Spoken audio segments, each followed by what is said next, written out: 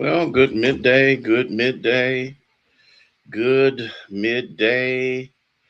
to you, one and all. We are grateful to God for you being here with us, and we pray that you will enjoy a fabulous day.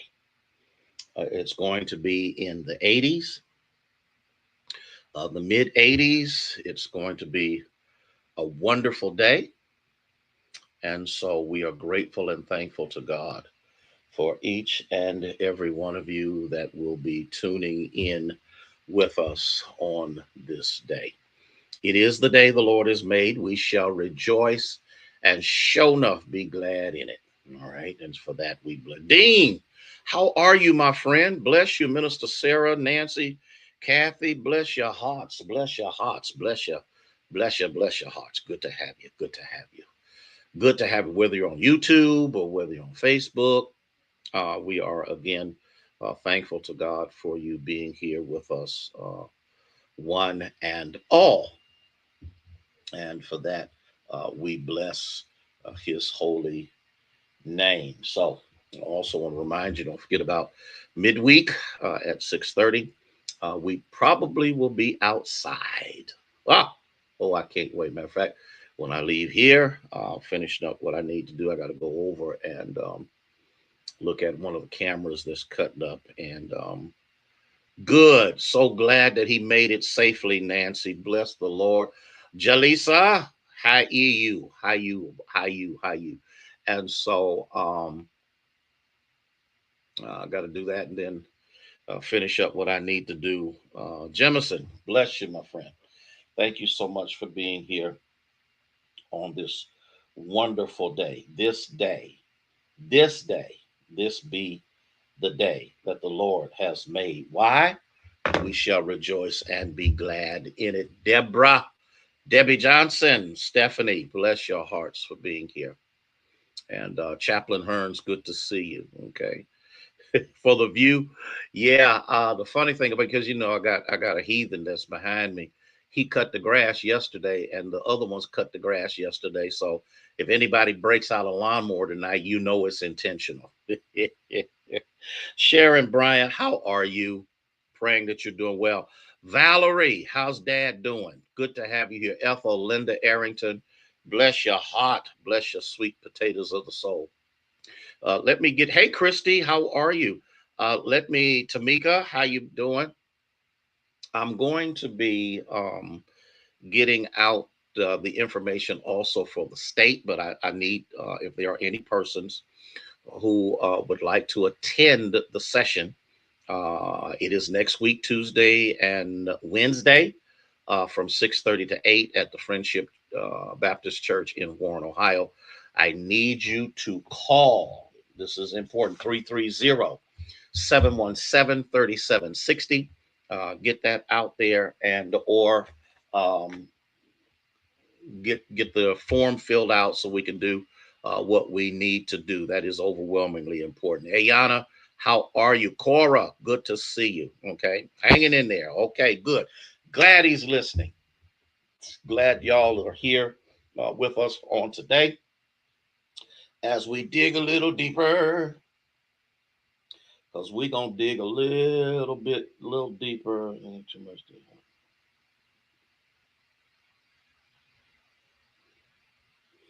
And we can go from there. And let's see what happens. Cora, are you being good? I'm gonna ask Anthony because I know him. No, I'm gonna ask Tamika. She'll tell me. Okay. Cecile, tell Larry we said, hey, how you be? Okay. And we'll go from there. Okay. Oh my God. Pastor Good, my friend, how are you? Who was it that asked me about you? It's my brother-in-law, David. Oh, why can't I think of David's last name? It's my wife's sister. He asked about you. I mean, he's my wife's brother. I can't think of David's last name. Dark skin, Y'all went to school together. Oh, I can't think of David's last name, but he told me to tell you the next time that I saw you, tell him that he said hello. Okay. Um, and we can go from there. But my friend, I'm holding on. I'm hanging in there. I'm doing the best I can with what I got to work with, and I'm glad I got something to work with, my friend. And so we're grateful to God for each and every one. No, just to see, see. Don't make me come over there and lay hands on you, girl. Okay. How's Ella May? Okay, Timothy, bless you for being here.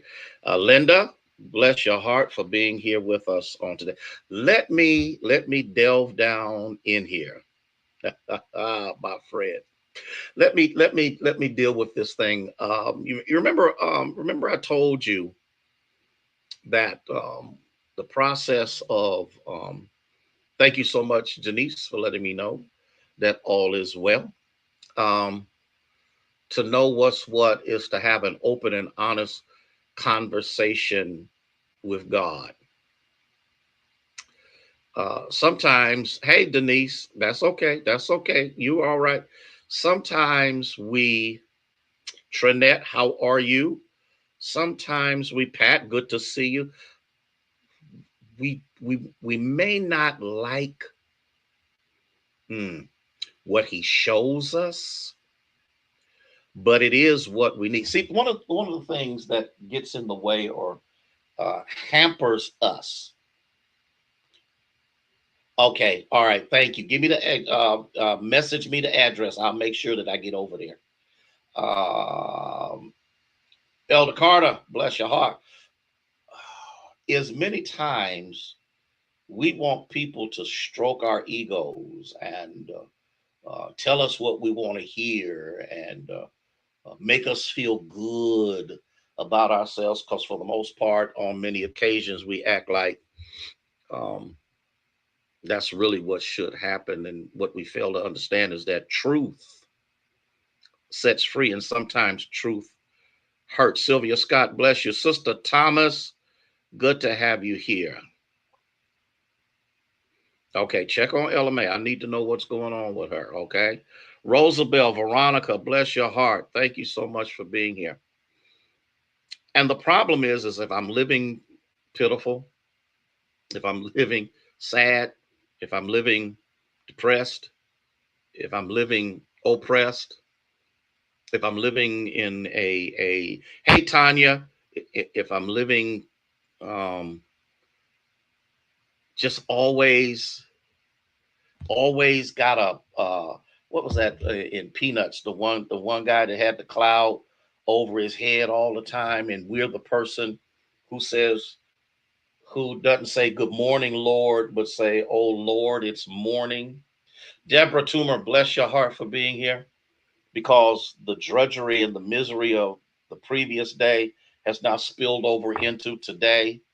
And what we fail to understand is that if we're going to overcome these strongholds, these emotional strongholds, um, we got to look at life from a different vantage point. Pigpen, thank you. We have to look at life from a different perspective. Thank you, Pigpen. I could, I done got old now, so I need all the hope I can get. That's why I need y'all to hope me. Okay. And so when we look at that, we have to remember that the enemy wants you to live beneath your privilege. Carolyn Williams, bless your heart. You at the dentist's office. Carolyn Williams, what am I going to do with you? Okay. And so in the midst of this, okay, Linus, I thought Linus had the, oh well, I got to deal with this. Okay. Um, let me see if I can say your name right. Kishwa. Did I say that right? Last name is Rowe. I'm Karma. Good to have you. I cannot continue. It is Pigpen. Okay, thank you. I cannot continue to live in despair. Linus was the one with the blanket. Okay. but I have to live in the power. We just got done coming out of Pentecost Sunday, and it's a sad thing to come out of Pentecost Sunday and now back pitiful again. Okay, Gina, yeah, and so yeah, the security blanket. Sometimes some of us have security blankets, and the reason we do that is because we're trying to supplement something. I'm gonna say something, Minister Faye, and I hope you get this because this is important. You must remember that emotions don't think; they merely respond. Here we go, Barbara Foos. Emotions have to borrow thoughts in order to stimulate feelings for them. I'm going to say this one more time because I think this needs to get down into our spirit. Emotions don't think, they merely respond. Emotions have to borrow thoughts in order to stimulate feelings from there. Therefore, whatever controls, excuse me, your thoughts also controls how you feel. Ooh, that's deep, y'all. That's deep. And the reason that we need to understand that is if we don't have the mind of Christ, if we don't have the ability to cast down imaginations and every high thing that exalts itself against the knowledge of God and bring it into captivity every thought to the obedience of Christ, someone else is controlling your thought pattern. And whatever that thought pattern is controlling your emotions. Yeah, I feel.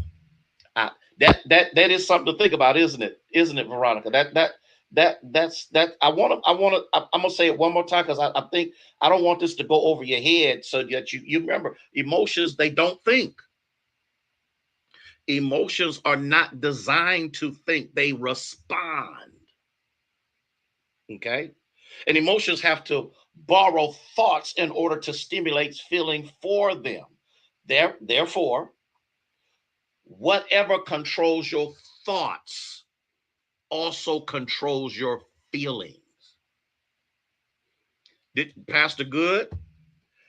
How many times do we say, well, I feel, or I feel, or I feel?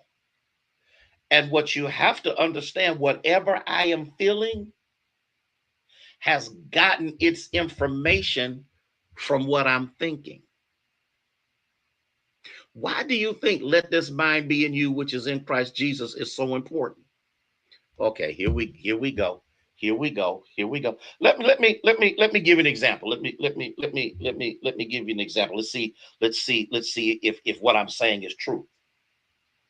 Say, for instance, that you are weighed down and worried to death because your bills are piling up. You got laid off or whatever the case may be, and so the bills are piling up. The bill collectors are calling, and now you don't even answer the phone anymore because you're tired of lying to them about when you're gonna do something. You don't even have any money to do anything with, and you're coming up with excuse. Oh, give me a couple of days. I'll be able to whatever. And so, in the midst of this, my my feelings are being controlled by what I think. So, what am I what am I thinking? I'm thinking that I'll never come out of it. I'm thinking that I'll never be able to make it. I'm thinking that I'll never be able to pay these bills, and then my emotions act off of how I feel, and so we become frustrated, we become angry, we become mean, we become disjointed. We get to the point that we're not happy about anything, and then we go off on people because you're tired of other people looking like they're making it, and here you are struggling. But if I gave you $500,000, which would solve your problem financially, what would happen to your feelings? I'm just waiting on y'all. I'm just waiting. I'm waiting on y'all. Did you hear me? If I'm despondent because I don't have any money and all of a sudden I get $500,000, my whole persona on everything has changed because now I got the solution. And so, since the solution is now in my mind, my emotions change.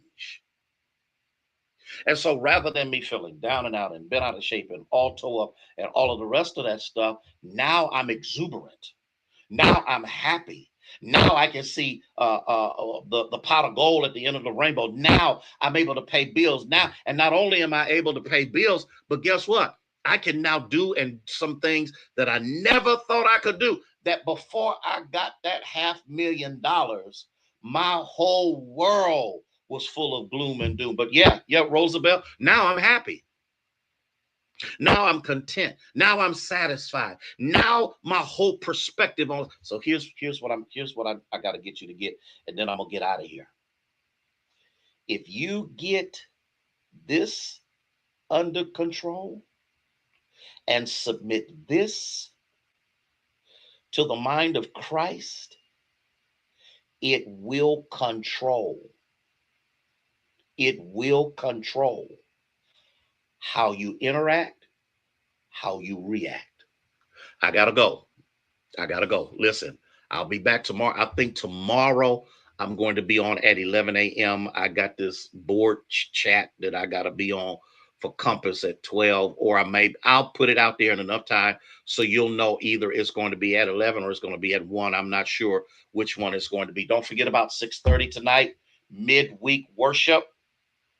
We're going to continue to deal because I got to deal with the issues of how do I stabilize myself in the midst of unstable situation. The whole nation is out of control. So how do I stay under control? Because remember, I told you this, and then I got to go.